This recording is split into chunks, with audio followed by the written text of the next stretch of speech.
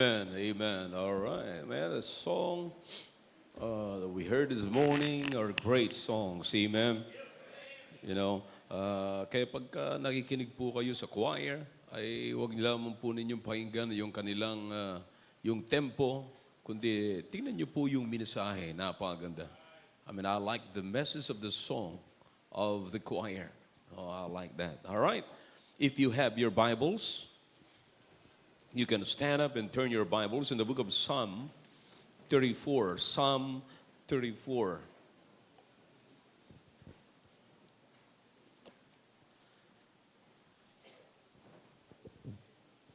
Psalm 34 in verse number 8. I'm always excited to preach the Word of God. Amen. Alam niyo, mga kapatid, ini-imagine ko po yung mga nagsusulat, ini-imagine ko po yung ginamit ng Panginoon na yung nireveal ba ng Panginoon yung kanyang salita sa mga tao ito. Just like the book of Psalm, the book of Song, we oftentimes they call the Jews, they called it the Song of David, but hindi ho lahat ng book of Psalm ay Song of David. Pero ginamit po si David para isulat ang mga aklat ng Psalm. And how I wish, could you imagine i-reveal ng Panginoon sa kanila yung katotohanan? And let's see in chapter 34 in verse number 8. And then we will turn to the book of Romans chapter 2 after this. Okay, you got it? Psalm 34 verse number 8. Oh, taste and see that the Lord is good. Amen. Blessed is the man that trusted in Him. Now, can you imagine, brother? Now, everybody look at this way. Alam niyo, mga kapatid, ako po, tinuturo ko po ito sa mga Bible students, sa mga pastors, sabi ko sa kanila, when you study the Word of God, don't just look at the Word of God per se or the verse, no? Pero tingnan niyo po yung background ng writer. Alam niyo, ini-imagine ko po dito si David, ini-imagine ko yung kanyang aura habang sinasabi niya po ito. Naunawaan niyo po. Man, do you understand that David was a sweet man of God? He is sweet. Napakalambing ng taong ito. Ito yung tao na talagang very close sa Panginoon, very close sa Diyos. Bagamat, nagkasala siya, hindi tayo exempted po sa ganon. But, sa kanya pong pananalita, nagsasalita siya, ang sabi niya, oh, taste and see that the Lord is good. Blessed is the man that trusted in Him. Yeah. I don't know, pero may mga tao po ako nakakausap. Every time na nakakausap ko sila, nakakaranas sila ng kabutihan ng Diyos, sabi niya, man, God is great. God is good. Man, I love Him. Bless God that I'm a Christian. Amen? And, do you understand? Dapat makarating kayo sa punto na ganyan po ang mararamdaman po ninyo. See, don't just read the Bible as it is. Sometimes you have to read the Bible according to the passion of the writer. You understand that? Napakaganda, mga kapatid. Now, turn to the book of Romans. Book of Romans, chapter 2, in verse number 4. This is a part of Paul's message to the Romans. Romans chapter 2 in verse number 4. Or despisest thou the riches of His goodness and forbearance and long-suffering, not knowing that the goodness of God leadeth thee to repentance? See?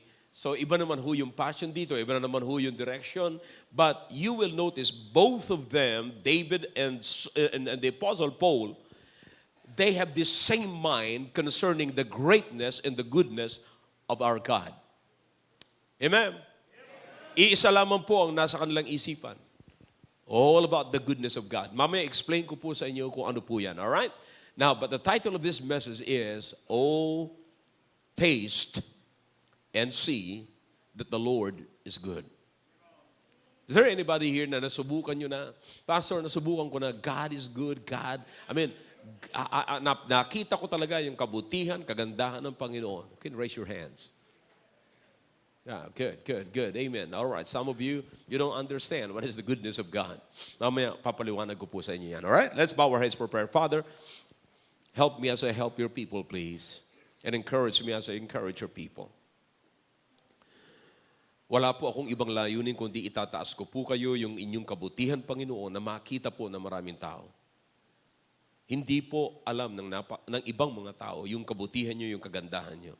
But I'm here to stand for you, O God, and by you. Please, make me a blessing and a help to your people as well as to our first-time visitors this morning. Kung makikita lamang po ng maraming tao na maging mga Kristiyano, ang totoong kabutihan niyo po. Naniniwala po ako, O Diyos, na ito po ay patuloy na magpapabago ng aming buhay. Salamat po. Muli, humingi kami ng kapatawaran sa pagkakasala po namin, pagkukulang. At anumang karumihan, nakita niyo po sa aking puso at isipan, nakikiusap po ako na alisin niyo po ito, O Diyos. Sa pangalan po nito sa aming dalangin. Amen. All right, thank you. You may be seated. Now, David was inviting. Is everybody ready now? Pay attention as I give you the background of this message, okay? Now, David was inviting people and the Jews to taste and see the greatness of God, the goodness of God. Just imagine, mga kapatid, ang isang tao na mag-i-invite ng ganito, na kung wala ka pang nararanasan sa buhay ng Panginoon, how could you invite people to come and taste and see the goodness of God? Di ba? Tayo po, do you understand kung bakit tayo po ay nagpa-pass out ng tracts? Not because of religion, not because of Baptist church, but because of the personal experience that we had with the Lord Jesus Christ. You see, tinanggap natin ang Panginoong Jesucristo bilang sariling tagapagligtas at gusto rin po natin na maligtas yung kapwa natin, Pilipino, at kapwa po natin tao. Amen. You see, kaya malakas ang loob natin eh. Hindi po tayo basta-basta magpa-pass out ng tracts, hindi po tayo basta-basta magpi-preach sa jeep, sa corner, or saan mang kung nasaan maraming tao, kung hindi po natin naranasan ang kaligtasan na binigay ng Panginoon sa atin. Now imagine the Lord Jesus Christ, who became man. Ang sabi ng Biblia, siya po ay nagkatawang tao at bumaba rito sa lupa at ibinigay ang kanyang sarili, siya ay namatay, inilibing at muling nabuhay. And thank God, we know it. And not only that we know it, but we experience it. We're saved today. We have the assurance of heaven today. Amen? We know 100% that when we die, we'll go to heaven. We'll be with the Lord Jesus Christ. Like the Apostle Paul said, to be absent from the body is to be present with the Lord. Now, nandiyan po yung tapang natin. Nandiyan yung kasigasigan natin. Why? Because we have experienced it. Nasa atin po yan eh. Same thing with David. Ay, nilalagay ko lamang po kayo sa isang sitwasyon na katulad po ni David na nagsasabi, oh, taste and see that the Lord is good. Blessed is the man that trusted in Him. Amen. Mapalad ang tao na nagtitiwala sa Diyos kung kilala mo ang Diyos. In fact, wala namang magtitiwala sa Diyos ng totoong pagtitiwala kung hindi niya kilala ang Diyos. No wonder kung bakit maraming mga tao ngayon binabaliwala ang Diyos sapagkat hindi nila kilala ang Diyos. Now let me introduce to you who is God this morning. Ang sabi ni Paul sa book of Romans chapter 2, ang sabi niya verse number 4, we understand that in chapter 1, kung ano-ano lamang po ang kasalanan ng tao. But in chapter 4, sabi niya, despiseth thou the riches of His goodness? The riches of His goodness. Now think about that the word riches here is in plural form. You see, the riches of marami hong expression, marami hong kabutihan ng Panginoon. Actually, mga kapatid, there are many of them are listed. They are listed in the Bible. Pero hindi po ako naniniwala na lahat ng mga nakasulat sa Bible ay yun lang ang kabutihan ng Panginoon. Marami pa ho na hindi. In fact, in chapter 4 or chapter 2, in verse number 4, dalawa lamang ho ang minention po dyan. But I believe if you are going to carefully study and learn something from these two words right here, sapat na po ito para makumbinsi po tayo sa kabutihan ng Diyos. Now think about this, brethren. Now, dalawa lamang po ang binanggit dito. Ang sabi ng Biblia, despiseth thou the riches of His goodness? Ano po yung riches ng kanyang goodness? Dalawa po yung mention dito. One is forbearance, and the other one is long-suffering. And then the Bible says, these two can lead somebody to repentance. Now, what is the word repentance? Ibibigay ko po muna lahat ang mga meaning na yan, mga kapatid, para maunawaan niyo po ng mabuti ang aking sinasabi po ngayong umaga. Now, the word repentance is absolutely, simply change of mind. Simple as that. But, there is this passage right here, mga kapatid. Itong change of mind dito is not repentance. Bagamat ito po'y change of mind, but this is not repentance unto salvation, but the leading of the Spirit of God that will bring a person into a new man, a new level of Christian life. Yan po ang ibig sabihin ng Christian, na change of mind dito. Hindi po to change of mind concerning the Lord Jesus Christ, na hindi ho nila pinaniniwalaan bilang isang Diyos, but concerning their Christian practices. You see, now if you would notice that in chapter 1, sabi ko nga po sa inyo, kilala po nila ang Diyos, pero hindi po sila umaak. Sila po'y gumagalaw, hindi po sila gumagalaw na katulad ng pagkakilala nila sa toong Diyos. So iba po yung manners nila sa kanilang paniniwala. Naunawaan niyo po? Now, so maliwanag po dito mga kapatid, na hindi po ito unto salvation, but the goodness of God to the Jews. Alright? Now, ang sabi ng Biblia, pinapakita po dito mga kapatid, etong goodness ng Panginoon, which is the long-suffering or the forbearance and long-suffering, can lead them to the renewing of their minds and reformation of life and manners. Ito pong goodness, the forbearance and long-suffering, pwede pong mag-lead sa kanila na sila magkakaroon ng bagong pag-iisip at bagong gawain, bagong kilos, bagong pagpapakita ng kanilang buhay bilang isang Kristiyano, which lahat po tayo ay nangangailangan po nito. Alright? At kinakailangan po natin gawin. Now, so that is repentance na binabanggit po dito sa Romans chapter 2 in verse number 4. Now, let me give you another meaning for, or another word, and then bigay ko po yung meaning. Dito po, salitang forbearance. Ano po ang ibig sabihin ng salitang forbearance? Mahalaga po na maunawaan po natin ito upang makilala po natin ang ating Diyos na pinaglilingkuran. Forbearance is the action of refraining from exercising a legal right. All right? Let me say this again. Forbearance is the action of refraining from exercising a legal right. All right? Now, for example, enforcing the payment of a debt. Halimbawa, nagkakautang, may utang ka, of course, yung nagkautang sa'yo, pwede mo siyang i-enforce, pwede mo siyang pwersahin, singilin. Bakit? Sapagkat may utang siya. That is legal. Legal po yan. Alright? Now, but in this case, mga kapatid, katulad po sa atin, tayo po ay may pagkakautang sa Diyos. Kaya nga po ang sabi ng Biblia sa Romans chapter 3 or chapter 6 verse number 23, for the wages of sin is what? Death. You see?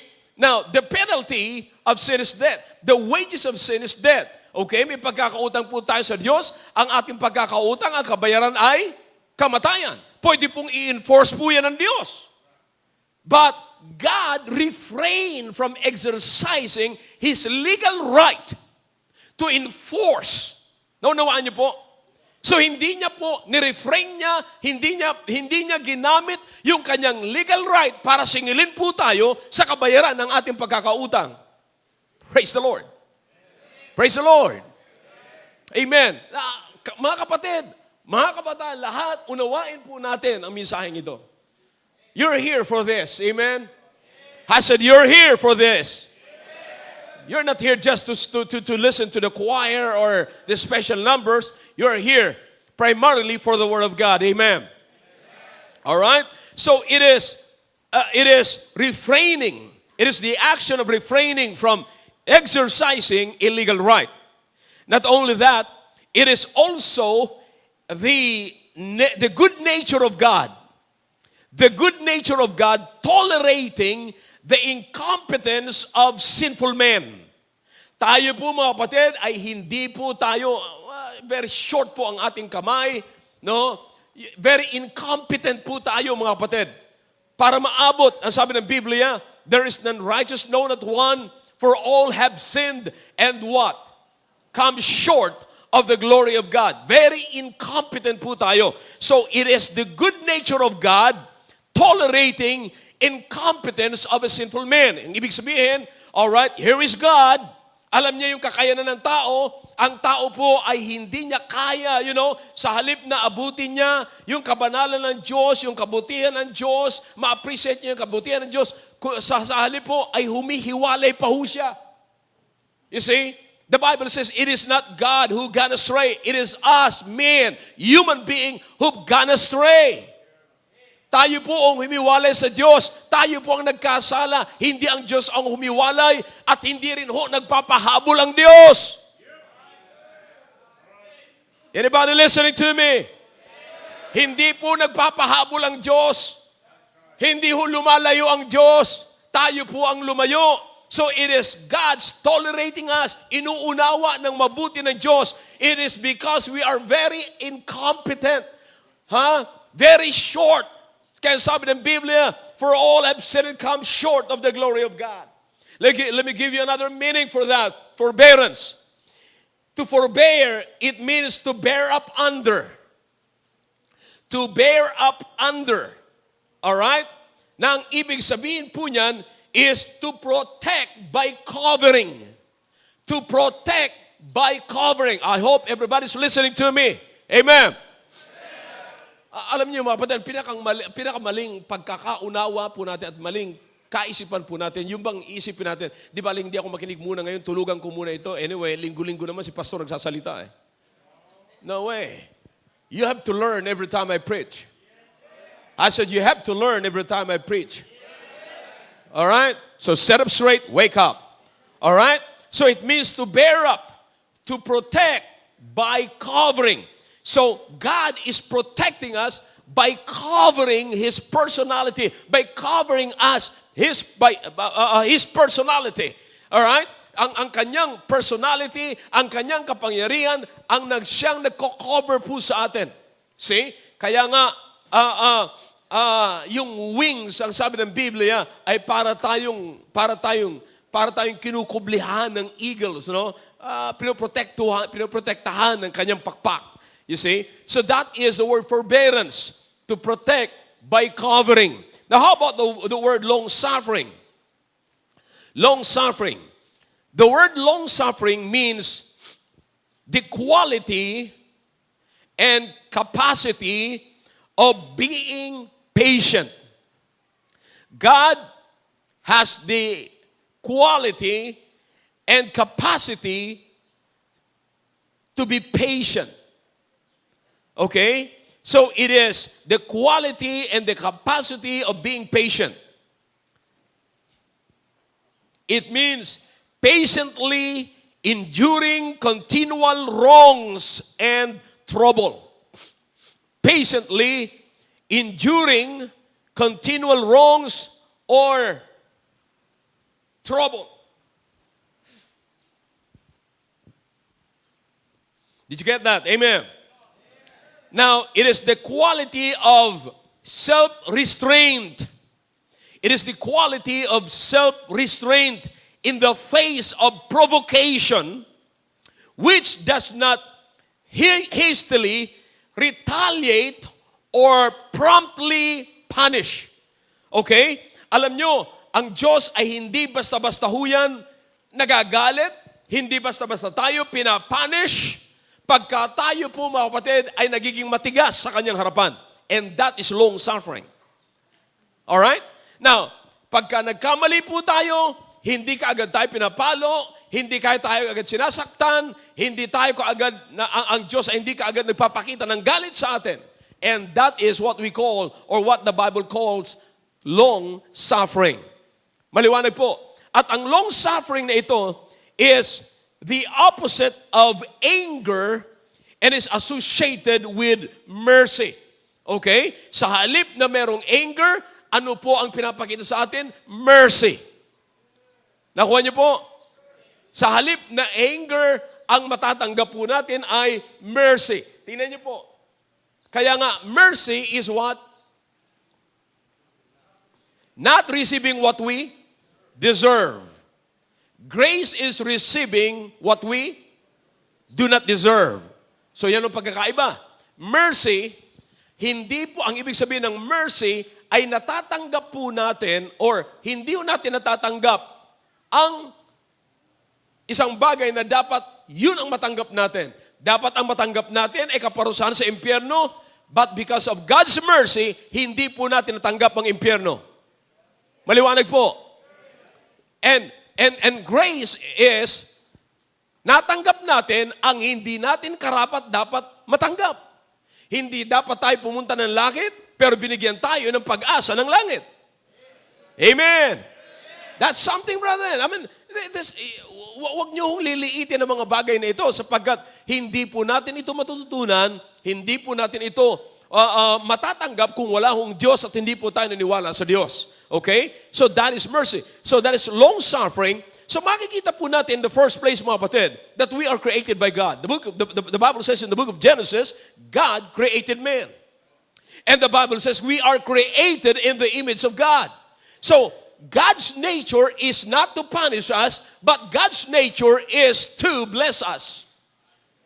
In the first place, brethren, God did not create us to punish us. Maliwanag ho ang purpose ng Biblia. Revelation chapter 4, verse number 11, if I'm right. Ano sabi ng Biblia? Glilikha po tayo ng Diyos para magkaroon ng kasiyahan ng Diyos. At ang kasiyahan ng Diyos is not to punish His creation. Kapatid, listen to me. Kahit na po tayong tao kahit na po tayong tao, hindi ka nag-aalaga ng kalabaw, baka, o baboy, o aso para matuwa kapag pinapalo mo. Mag-aalaga nga ako ng baboy. Bakit? Gusto ko kasi paluin ng paluin para maging masaya ako No way. Maging sa mga anak natin, hindi tayo natutuwa na pinapalo natin yung anak natin. Now listen, we are only creators, brethren. And then how much more the Creator? Maliwanag ko ang sabi ng Biblia na ang sabi po ng Biblia, God is not willing that any should perish, but should come to what? Repentance. Repentance. So makikita po natin dito, mapatid, yung dalawang bagay na yun. Huwag niyo pong kakalimutan. Yung dalawang bagay na yun, na ang sabi po ng Biblia, verse number 4, despiseth thou the riches of His goodness and forbearance and long-suffering, not knowing that the goodness of God leadeth thee to repentance, leadeth thee to change your mind, leadeth thee to change your mind concerning the practice and not for salvation. God knows that you're going to heaven when you die, pero mga kapatid, meron pa ho tayo mga practice na hindi ka lugod-lugod sa Panginoon. Now, as titignan po natin, if you're going to look, let's take a glance dito po sa book of Romans, chapter 1, in verse number 18. Notice what the Bible says here. Or verse number 16 muna kay Paul. For I am not ashamed of the gospel of Christ, for it is the power of God unto salvation to everyone that believeth, to the Jew first and also to the Greek. For therein is the righteousness of God revealed from faith to faith. As it is written, the just shall live by faith. Notice that. The just shall live by faith. For the wrath of God is revealed from heaven against all ungodliness and unrighteousness of men, who hold the truth in what? Unrighteousness. Sa madaling sabi, alam nila ang katotohanan, alam nila ang kabutihan, pero hindi nila ginagamit para sa kabutihan. Not only that, mga kapatid, verse number 23, baba po tayo. And change the glory of the uncorruptible God into an image made like to corruptible men, and to birds and four-footed beasts and creeping things. All right? Now, in verse number 28, and even as they did not like to retain God and their knowledge, God gave them over to a reprobate mind to do those things which are not convenient. Verse number 32, who knowing the judgment of God, that they which commit such things are worthy of death, not only to do the same, but a pleasure in them that do them. And in chapter 2, verse number 4, we can find that these things right here. Now, bakit? May pinakita na hong napakagandang mga bagay ang Diyos. Alam niyo kung anong gusto mangyari ng Diyos, mga kapatid? Katulad ng sinabi ko po sa inyo kanina. Please, listen carefully. It is not the nature of God to punish people. It is not the nature of God to punish people. God's nature is to bless His creation and not to destroy His creation. Sa sabi ng Biblia, God is not willing that any should perish, but should come to repentance. Ano po ang ibig sabihin nito? God's first tools is not sword. Ang unang gamit ng Panginoon upang isang tao ay magbago ng kanyang kaisipan ay hindi po sandata, hindi po sword, hindi po judgment, hindi po pain, hindi po trouble. Pero alam niyo po ba mga kapatid, na kaya ng Diyos na bigyan kayo ng trouble? Kaya ng Diyos na bigyan tayo ng pain? Kaya ng Diyos na tayo po, kaya niyang gamitin yung sword? Kaya ng Diyos na bigyan po tayo ng kahirapan? Kaya po lahat ng Diyos yan. Pero ang punto po dito mga kapatid, hindi po ginamit ng Diyos lahat ng sword, ng kanyang judgment, ang pain, ang trouble, ang problem, hindi niya po ginamit. Ang ginamit niya ay ang kanyang goodness. Upang ano po? Upang magkaroon po tayo ng pagbabagong kaisipan na tayo po ay mag-practice ng Christianity na ayon sa kanyang kabutihan at hindi ayon sa kanyang pain. Now, alam niyo po ba mga kapatid, na ang Diyos ay pwede magpadala ng pain para magbago ka? In fact, napakaraming tao ang nagsuffer po ng ganyan. Remember this, that in the book of Romans chapter 1, they are guilty, the Jews are guilty of worshiping the creation more than the Creator. They're guilty. Sila po ay may kasalanan na katulad niyan. Not only that, ang Diyos ay ginagawa nilang parang four-footed beast or creeping things. Now, do you understand na parang walang pakiramdam? Ginagawa lang nila na parang hayop. Yung incorruptible God ay ginawa nilang parang corruptible God. Now, nakikita niyo po ba yung kasalanan? The reason why they have a wrong practice because they have a mind that is wrong about God. Yung mindset po nila ay hindi katulad ng isang normal na mindset na nilikha ng Diyos ayon sa kanyang righteousness. And so in this case, ang sabi ng Biblia, God is good. God is good. I mean, makikita niyo po, ang sabi niya, despise thou the riches of His goodness. Do you understand the goodness of God? Do you understand the forbearance of God? Do you understand the long-suffering of God? Kayang gamitin ng Diyos yung kanyang pamalo. Kayang gamitin ng Diyos yung kanyang sword para magbago ka. In fact, yung may mga tao po rito, kaya kayo naging faithful sa Diyos sapagkat nanggaling kayo sa hospital. Amen. Yung iba sa inyo rito, bago kayo nakarating dito, kinakailangan mo hiwa-hiwalay muna kayong pamilya. Yung iba, nandito kayo, you're faithfully serving God because you are a single mother. The reason why you're a single mother because you were in trouble, then you've got a broken home. Naghanap kayo ng Diyos na sandalan. And now listen to me, it's pain that changed your mind. But do you understand, brethren, that God, in this passage here, God is showing His forbearance, His long-suffering, His goodness, the riches, because God wants the riches of His goodness to change your mind. Napakabuti po ng Diyos. Kaya kayo mga nandito, mga kapatid, sasabihin nyo, pakaangkaan kayo sa buhay nyo bilang isang Kristiyano. Listen, at you think you're all right? Now, do you understand ngayon, mga kapatid? Listen to me. Kaya ngayon, makikita nyo, malusog ka pa, naninigarilyo ka bilang isang Kristiyano, umiinom ka bilang isang Kristiyano, nagsusugal ka bilang isang Kristiyano, at sasabihin mo, well, okay pa naman ako, Pastor, good health pa naman ako, hindi dahilan sa kumakain ka ng gulay, hindi dahilan sa meron ka multivitamins, hindi dahilan sa ikaw ay maayos at very healthy ang kinakain mo. No! It is because of the goodness of God. And God is trying to practice, to exercise, and refrain from His legal rights to kill you or to destroy you because He is a long-suffering God. He is a forbearing God. And God wants to change your mind, hoping that His goodness, yung kabutihan niya, ay magbabago ng iyong pag-iisip. Ngayon, malusog ka, hindi ka pa namamatay, hindi ka pa nauhospital, sasabihin mo, alam mo, medyo kamuntik-muntik ka na ako. Na-hospital ako, bakit? Ay, yung aking bituka parang nasira na ng alcohol eh. Pero alam mo, napakabuti ng Diyos. Mabuti na lang. Magaling yung doktor ko. Mabuti na lang, ayos yung binigay sa aking gamot. No, hindi yun yung gamot. Hindi yun yung doktor mo. Hindi yung hospital na pinuntahan mo.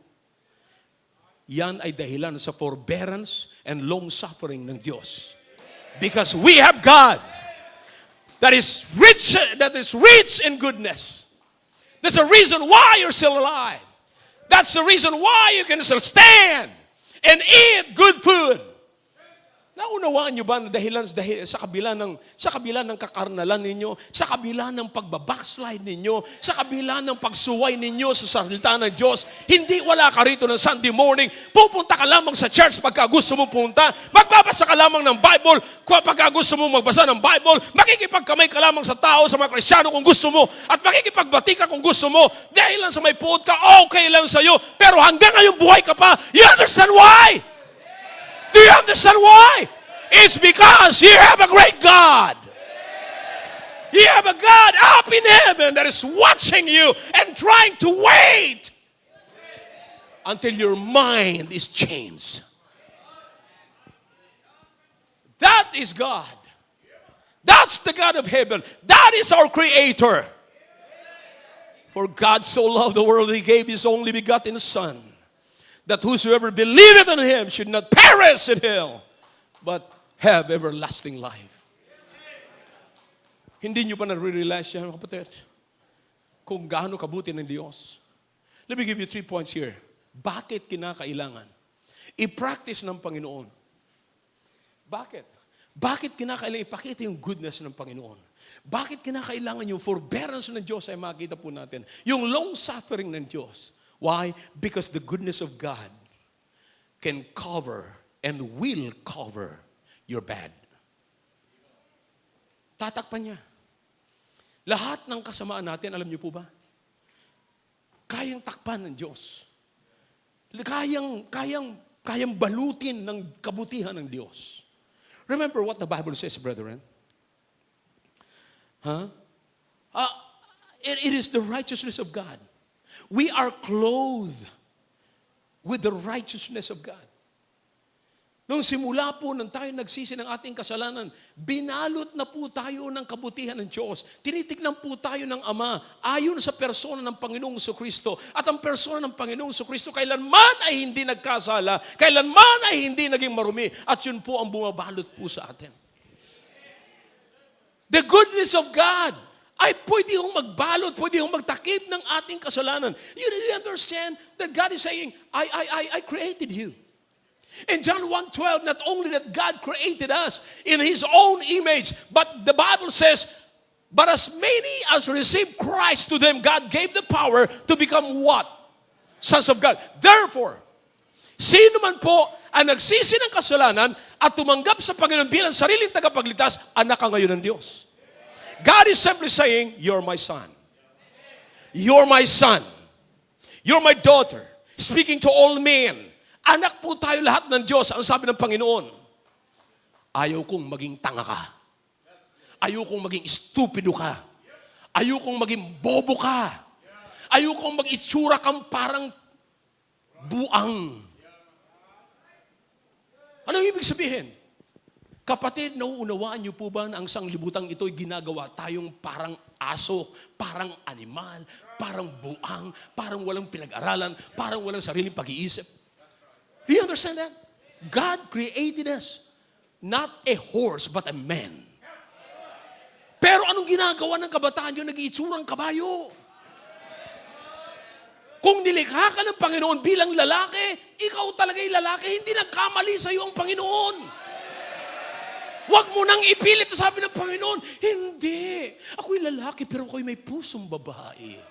No, hindi ang Panginoon maglilikha ng alanganin. Listen to me. God don't want you to look like a stupid man. God wants you to be a man. And listen to me. God is forbearing. In His forbearing attitude can still mold you.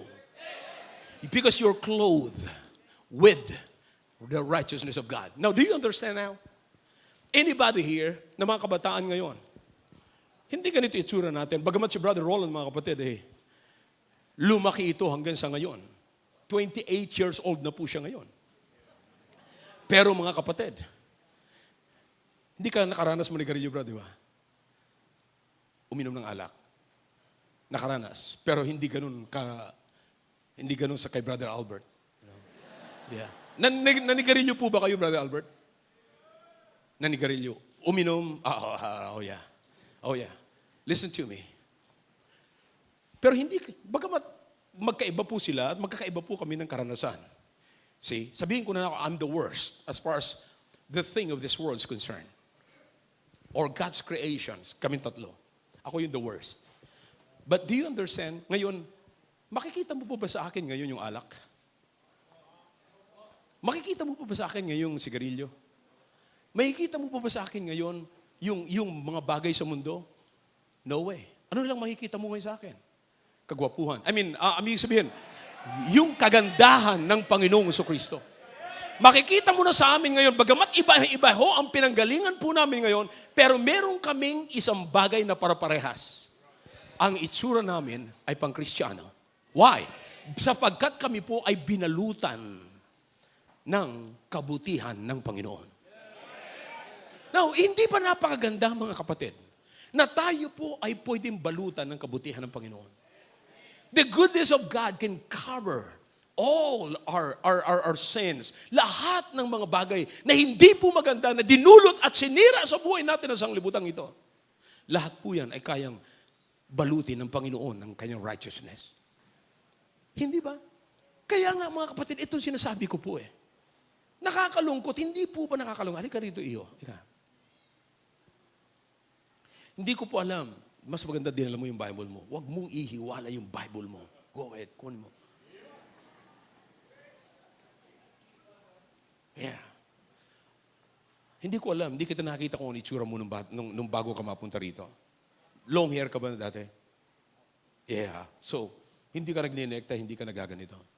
Kapatid, bago po ito nagkaganito, hindi siya ganyan. Amen. Lakasan niyo ang amen. Alright. Parang grabe ang tingin sa iyo ng mga babae. Sabi niya,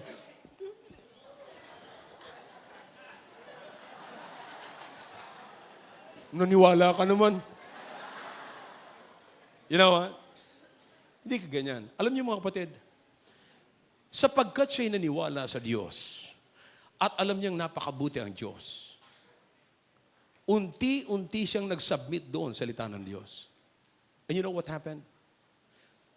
He is now covered by the righteousness of God. Hindi mo na makita yung dati niyang buhay.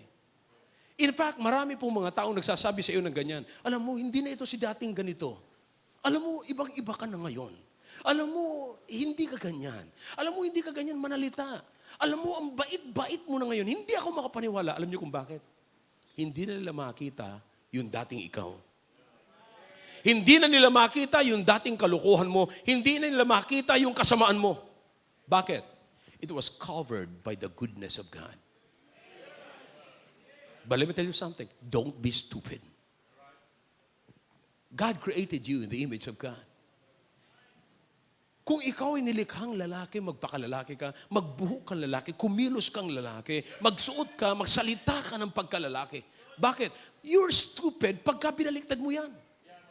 Ayaw ng Diyos na ang kanyang nilikha ay magmukhang mangmang. Ayaw niya na magmukha kang loko. Ay napakabait ng Diyos, napakabuti ng Diyos, napakatalino ang Diyos. Huwag mong sabihin, nagkamali ang Diyos sa paglikha sa'yo. Huwag mong lukuhin ang Diyos na katulad sa book of Romans chapter 1 na ginagawa niyong hayop, ginagawa niyong parang creeping things. When you know that God, when they knew that God is God, but they did not worship Him as God. Hindi nila in-honor bilang isang Diyos. You know who you are? You're stupid. You're trying to excuse yourself because you want the things, the system of this world to flow and to control your life. Why don't you allow the righteousness of God to clothe you? Kaya kang baguhin. Kaya nga ini-exercise ng Panginoon. The second point is this. God's righteousness, God's goodness gives you time to fix your bad. God, because it is forbearance, it is long-suffering. Therefore, God's goodness gives you time to fix yourself. God is saying, I can help you. Ha? Sinira ka ng mundong ito, all right, I can help you. Totoo naman ho yan eh. Ilan sa ating mga lalaki rito at mga babae na sinira tayo ng mundong ito? Huwag kang mag-alala. Alam niyo pa mga kapatid, sabi nga ng tatay ko nung araw, pagka nakita-kita ko lang ang anak ko, magkilos-kilos babae, dudos-purdusin ko. Nang alam niyo po bang mga kapatid, may mga anak ngayon ng pastor na bayot. At hinahayaan nilang tumayo sa pulpito na parang, turn your Bibles in the book of Romans. Minsan nagkakamali pa, ginagawa talagang kalokohan eh. Turn your Bibles in the book of Romans. This is the Bible. This is not the book of Romans. Romans. Huh? And it's because, brothers, God is love. Abay, akalain niyo mga kapatid. But listen to me. Pwede kang, at pagka gumanong sana pasalamat kayo. Nako. Na hindi ako ang Diyos. Kung ako Diyos, pag lumakad yung mga lalaki na, pag ganun-ganon, tatapilukin ko kayo. Pag tapilok nyo ganon, ayun, lakad nyo puro ganon na.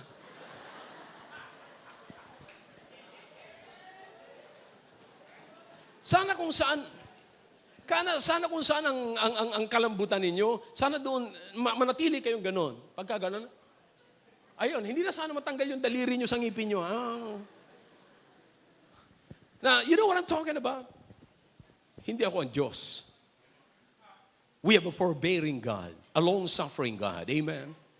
God can wait. God can wait. And God can help you fix your life. God is very patient with our attitude. God is very patient with our immaturity.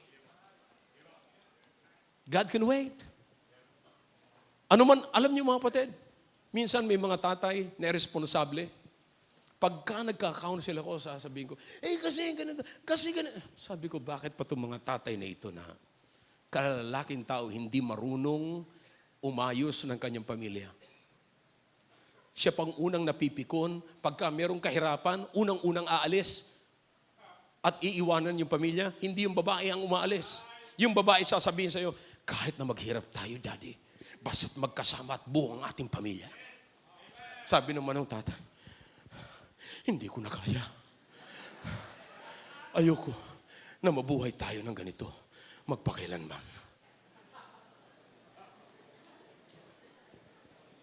Ayoko ng ganito na naghihirap ako ng walang hanggan. Naunawaan niyo ba? Yung mga lalaki pa ang umurong. Now, do you understand, mga tatay, kung bakit hanggang ngayon, listen to me, iniwanan mo yung pamilya mo, pero nandoon pa yung iniwanan mo, you know why? Because God can wait. God is trying to tell you, all right, you need my help, just call upon me, and I'm coming to help you. I'm coming to help you. God is long-suffering. Lahat na ginawa mo, hindi ka pa pinatay ng Panginoon, hindi pa nawala ang pamilya mo, bagamat nagkaroon ng konting kahirapan, pero nandiyan pa yung pamilya mo, bagamat nagkaroon ng problema, nandiyan pa yung anak mo, nandiyan pa yung misis mo, nandiyan pa yung bahay mo, nandiyan pa yung ari-arian mo. You know why? Hindi dahilan sa alerto at matalino ang asawa mo at napakabait ng mga anak mo, dahilan sa meron kang napakabait at matalinong Diyos. And listen to me, by that, God is simply saying, I hope you will change your mind and you will not despise my goodness. You will not despise my goodness. The third one is this. Alin ang pipiliin mo? The goodness of God or the wrath of God? For God so loved the world, but God commendeth. God said, love not the world. Why? Because the world will destroy you. There is what we call a natural hardness, kapatid. But you can still see the goodness of God. Natural hardness, yan po yung minana po natin kay Adam and Eve. Yan po yung nakita po natin sa kanila. Yan po yung as a man. Yan po yung nature of man. That is the natural hardness. And every one of us, brethren, lahat po tayo mga kapatid, meron po tayong tinatawag na natural hardness. Matigas po tayo because dahilan sa ating nature bilang isang makasalanan na tao. But listen to me, there is what we call a habitual hardness. And what is a habitual hardness? Habitual hardness. This is acquired, which is increased. This is an acquired hardness that is increased by sinning. Habang tayo po ay nagkakasala, habang tayo ay natutuwa, makinig po kayo mabuti. Sapagkat nahihirapan yung iba na mabago ang kanyang routine, mabago ang kanyang attitude, mabago. Hindi po yan dahil sa natural hardness. But because of continual sinning, habitual hardness, yung pong natural hardness, nagiging worse pagka nasamahan po yan na tinatawag na habitual hardness. Due or which is increased. Nag-i-increase po yan dahilan ng ating kasalanan. You see, nagiging habitual po yan. At yun po, dahilan po sa mga bagay na yan, makikita nyo po na ang hardness na yan, ang sabi po ng Biblia, verse number 5, but after thy hardness and impenitent heart, treasured up unto thyself, what? Wrath. You see, against the day of wrath. Wrath.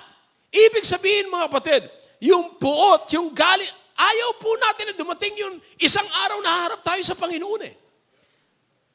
That is the wrath of God. Ayaw po natin yun. The days of wrath. Na kung saan ang Panginoon, ipapakita niya na po yung galit niya. Ayaw po natin ng ganyan. Pero alam niyo po, tayo ang nag-iipon ng ganyan, sarili po natin. Every time we disobey God, we are treasuring a wrath within us against the evil day. What is that evil day? The judgment of God. What is that evil wrath or the wrath of God na tinutukoy po sa Biblia? Yan po yung judgment time. Now, it's not time for the sword. It's no time for pain. God is not inflicting us pain, troubles, sickness, or whatever. But He is giving us and showing us the goodness of God.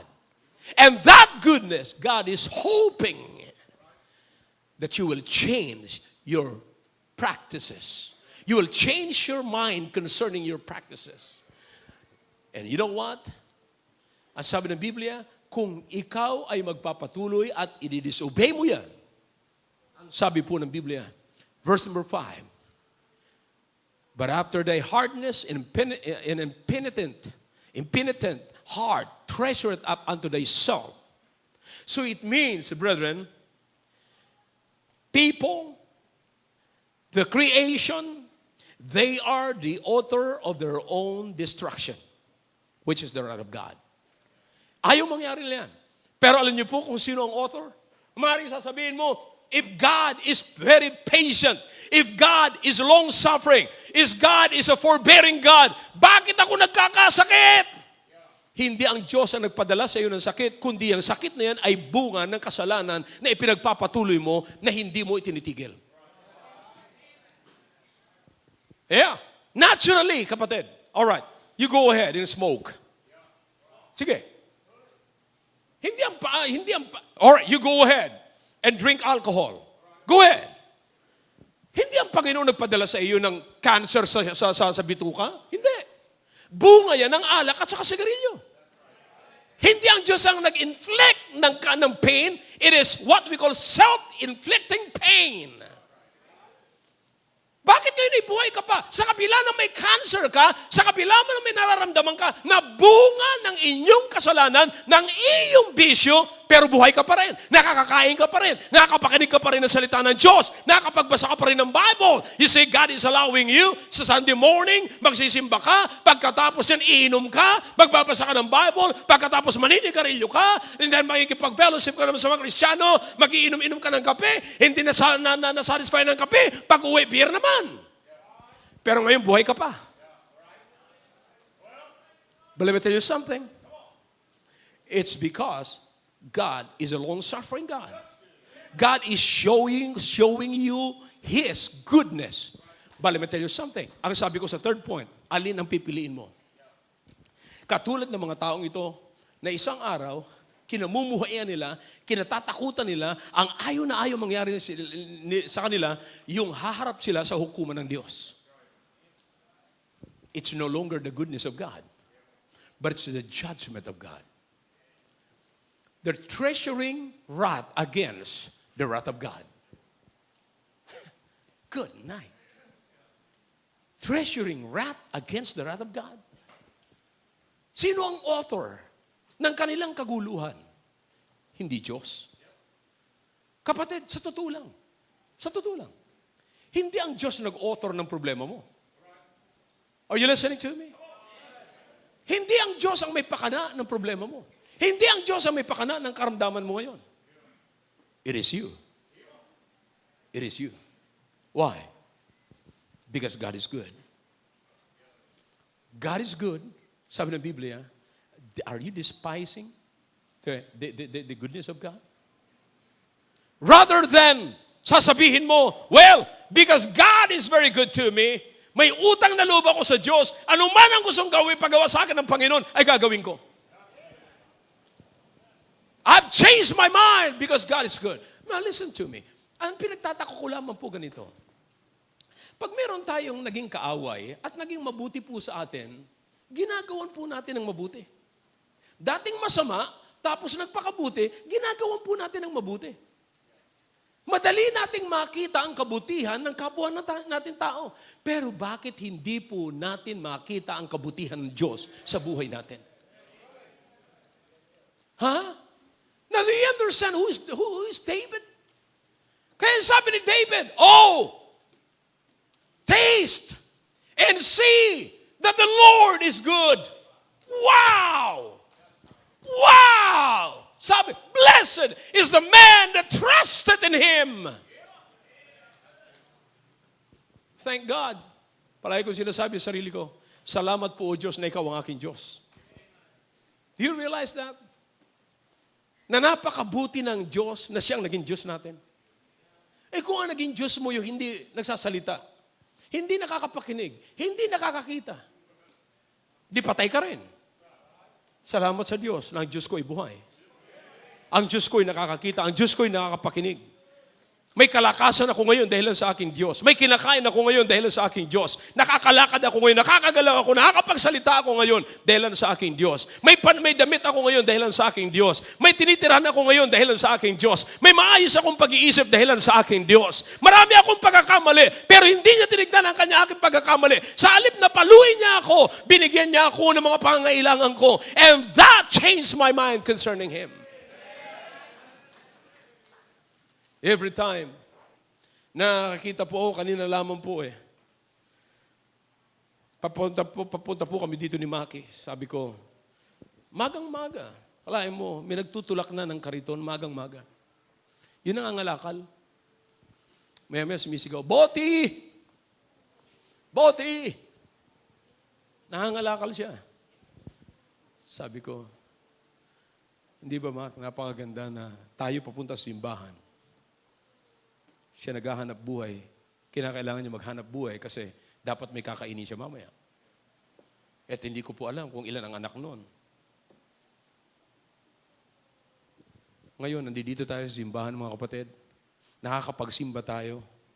Siguradong may kakainin tayo. Dinala po tayo dito ng Diyos, nakakain muna tayo. Pero wag mong sabihin sa akin na sa buong sanlinggo, hindi ka nagkamali sa Diyos. Come on. Huwag mo sabihin sa akin na wala kang ginawang masama. Huwag mo sabihin sa akin kung wala kang ginawang masama, hindi ka kaya nagkasala. May alam kang kabutihan, pero hindi mo ginawa. Yan ay kasalanan.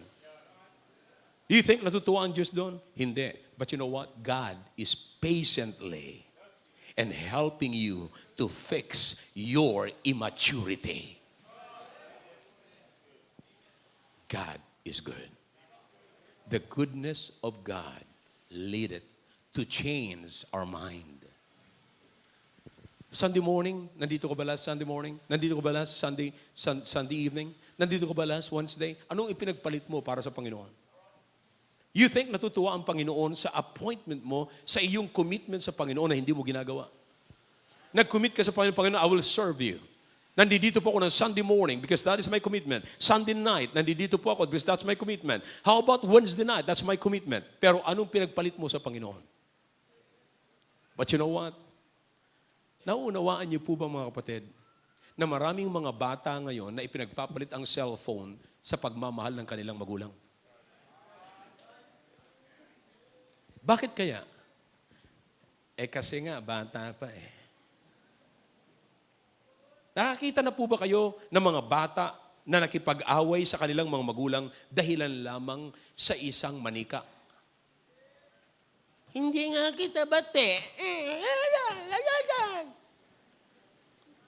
Bakit kaya? Kasi nga bata pa . Yung magulang is patiently pinapabayaan, minumold yung kanyang anak. Hanggang sa isang araw, yung kanyang anak, maaalala niya, ay, naalala ko. Noong araw, inaway ko si mami dahilan lamang sa manika. Ay, naku, nakakahiya. Do you understand na ngayon, ang Diyos is just like our parents, patiently helping us to fix our immaturity. The only thing that is important in this message this morning is this. Alin yung pipiliin mo? Maghihintay ka ba at mag-iipon ka ba ng wrath, iti-treasure mo sa iyong sarili at isang araw, kakatakutan mo yung judgment ng Panginoon? You're trying to build up something within you against the wrath of God. When you can choose the goodness of God, the riches of the goodness of God to build you up and change your mind and build your Christian life. Listen to me.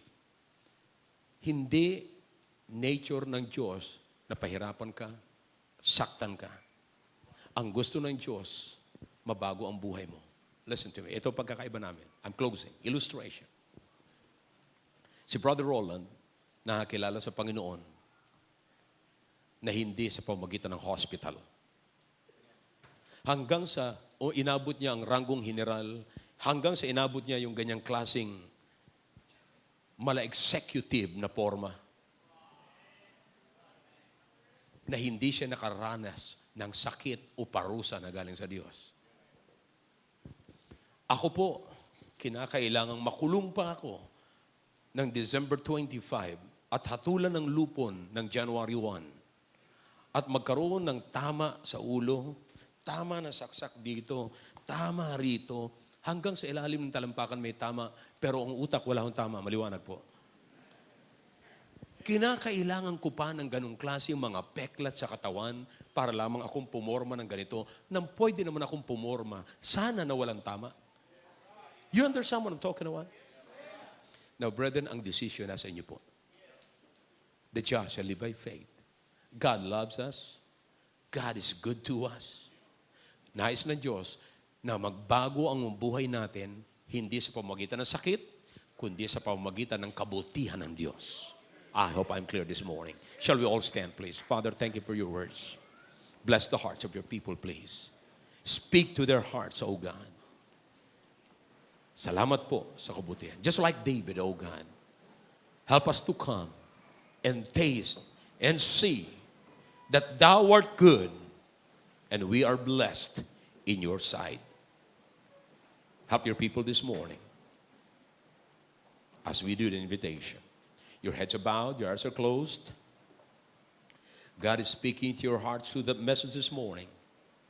Just step out of your seat, come forward, kneel down, and talk to God. Oh, come, taste, and see that the Lord is good.